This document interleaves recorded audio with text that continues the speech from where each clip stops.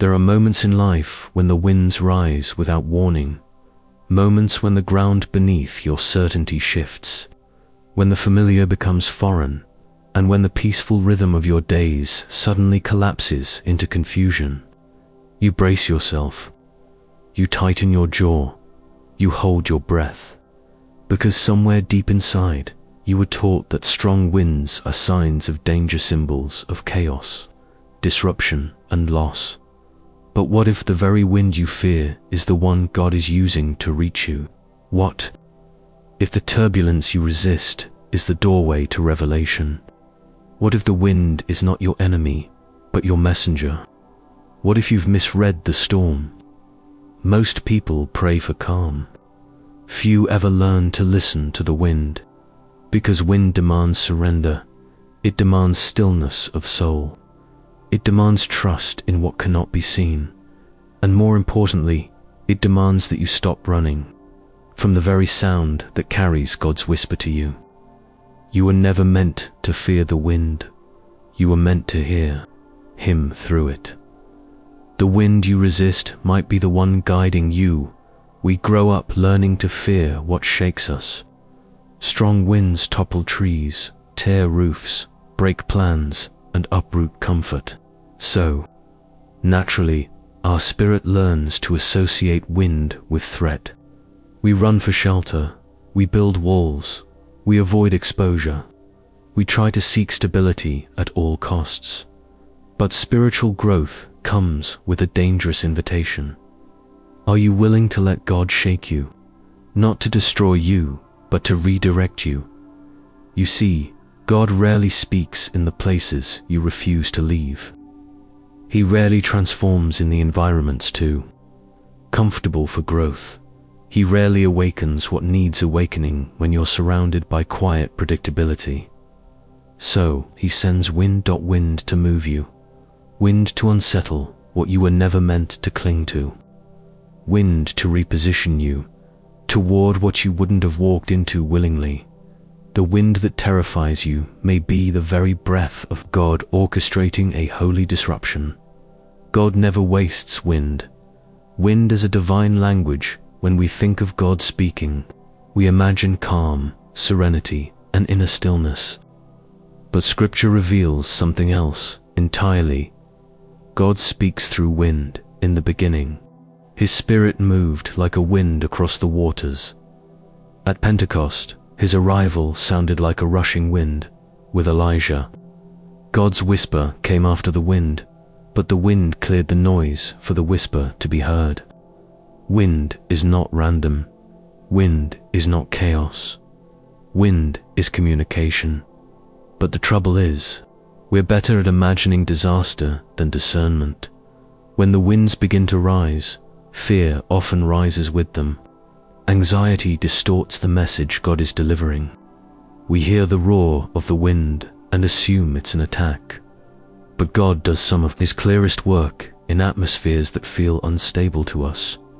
He speaks through what shakes you because shaking is the only thing strong enough to silence the noise inside you. Wind strips away. Wind exposes. Wind carries. Wind reveals. And when God is in the wind, doesn't matter how hard it blows, it will not break you, it will guide you. When wind interrupts your plans, it might be saving you. There is a particular pain that comes from having your trajectory interrupted. Dreams delayed, doors closed, opportunities overturned, relationships suddenly shifted, paths abruptly blocked. It is disorienting to look at the pieces of your plans scattered at your feet and wonder, why would God let this happen? But have you ever considered that the wind didn't destroy your plans, delivered you from them? We cling to roots that lead nowhere. We idolize outcomes that would have broken us. We commit to people who are not aligned with our destiny. We settle for smaller lives because they feel predictable, and God, in His mercy, interrupts. The wind you panic over may be the wind redirecting you toward the life you were actually created for. Not all loss is tragedy. Sometimes loss is rescue. Not all endings are failures. Sometimes endings are divine intervention. Not all closed doors are punishment. Some are protection in disguise. When the wind blows against your will, it might still be blowing for your good. Fear makes the wind sound louder than it is. Fear magnifies what was never meant to intimidate you. Fear adds thunder to breezes. It adds shadows to harmless shapes. It adds giants to empty valleys. Fear is a master of distortion, and when fear is present, even the gentlest wind sounds like a threat. But God never asks you to interpret the wind through fear. He asks you to interpret the wind through trust. Fear listens for danger. Faith listens for direction. Fear hears panic. Faith hears instruction. Fear hears chaos. Faith hears movement. Fear listens to the noise. Faith listens through the noise. The wind is not the problem.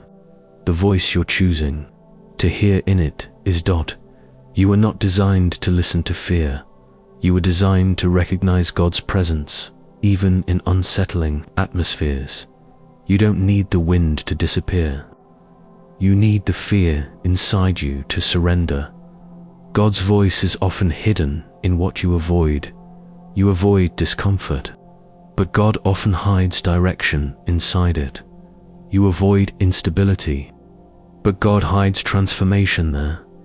You avoid uncertainty, but God hides revelation within the unknown.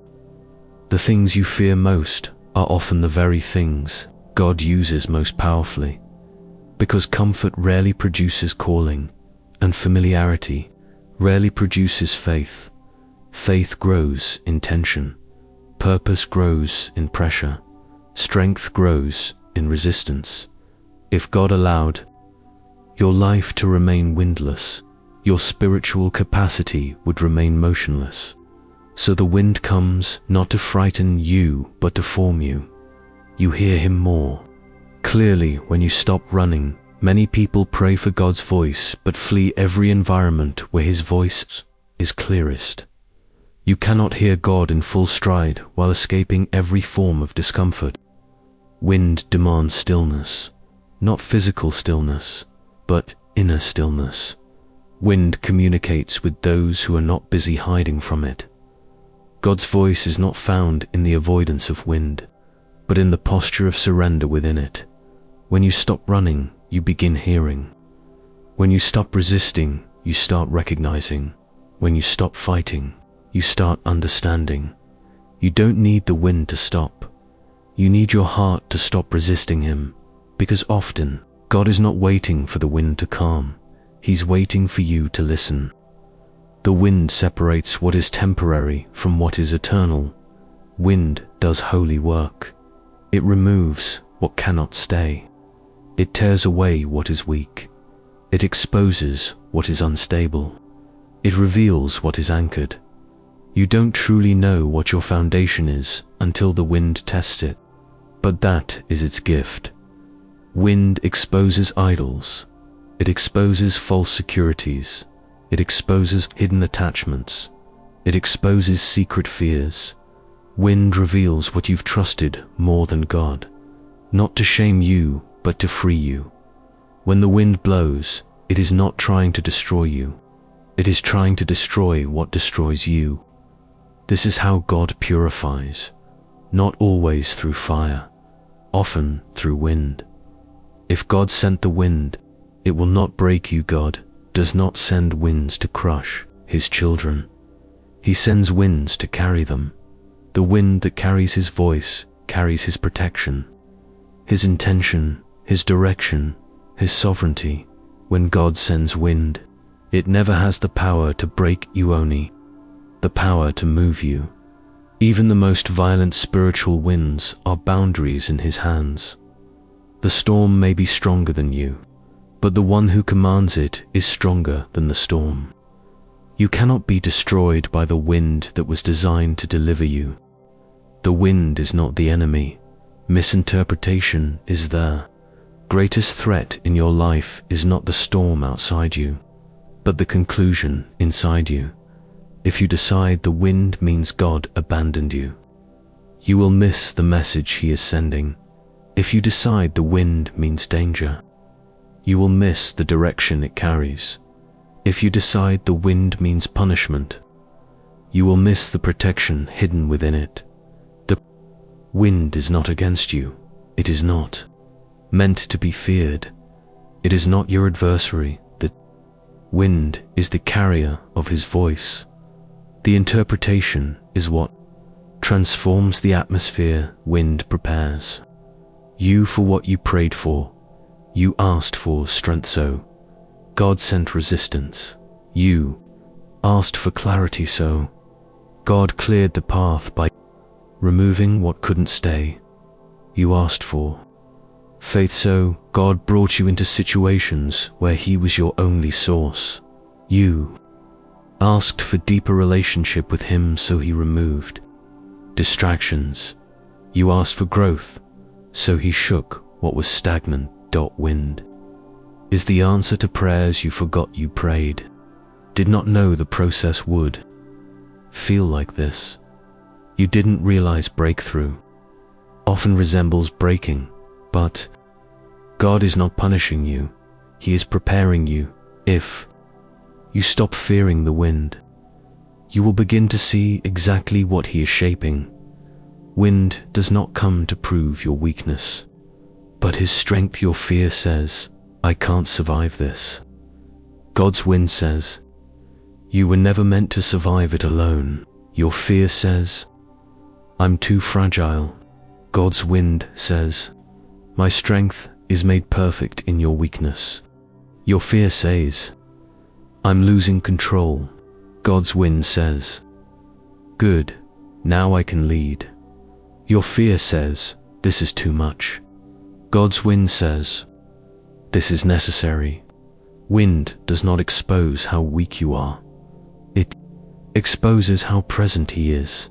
You will not hear His voice clearly until you realize the wind is not revealing your limits. It is revealing His sovereignty.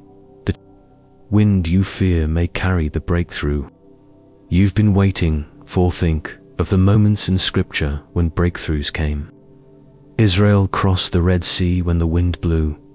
The valley of dry bones came alive when the breath of God moved.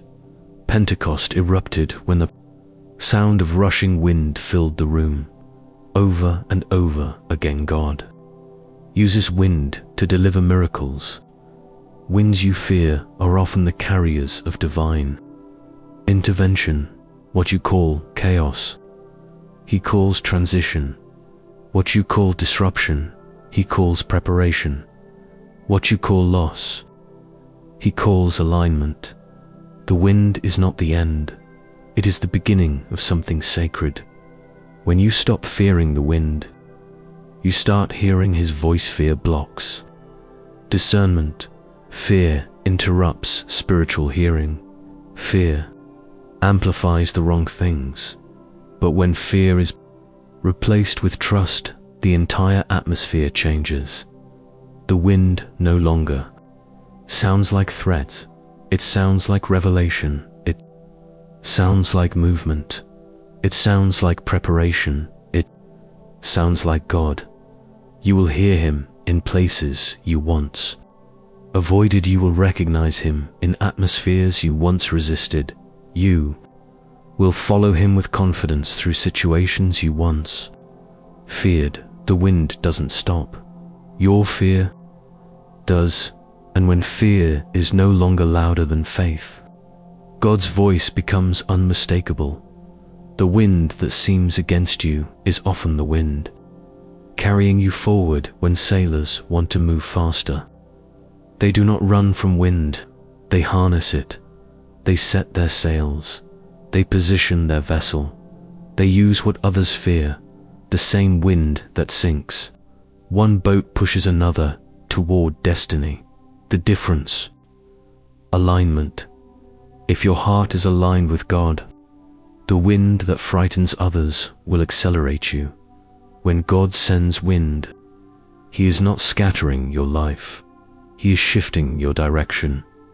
The wind does not push without purpose. Every gust is intentional. Every current is coordinated. Every shift is sovereign. You are being moved, but you are not being lost.